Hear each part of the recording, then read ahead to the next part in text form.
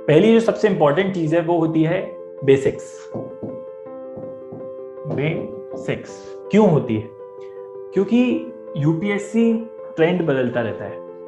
कभी करंट ज्यादा देगा, कभी एनसीईआरटीज पे ज्यादा फोकस करेगा, कभी रेफरेंस बुक्स, कभी कुछ।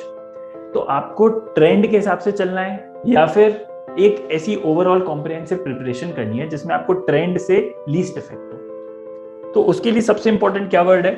बेसिक्स, या फिर जिसको अपन कह सकते हैं कॉन्सेप्चुअल क्लैरिटी। तो कॉन्सेप्चुअल क्लैरिटी कैसे आती है?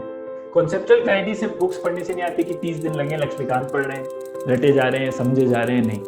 वो बहुत इंपॉर्टेंट पार्ट होता है। आप जब तक उसको डेप्थ में पढ़ के बारीकी से नहीं पढ़ते चीजें, जैसे बहुत लोग पॉलिटी पढ़ रहे होंगे, पॉलिटी ज्योग्राफी पढ़ रहे होंगे, तो बड़ा कंफ्यूजिंग हो जाता है। कभी प्रेसिडेंट, कभी पार्लियामेंट, कभी एयर मास, तो कभी साइक्लोन, तो कभी सुनामी, ये वो।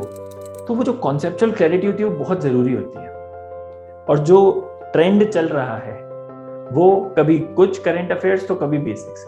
लेकिन अगर आपके बेसिक्स क्लियर हैं तो आप करंट अफेयर्स को बहुत अच्छे से सब्सटेंशिएट कर पाते हैं। क्लियर?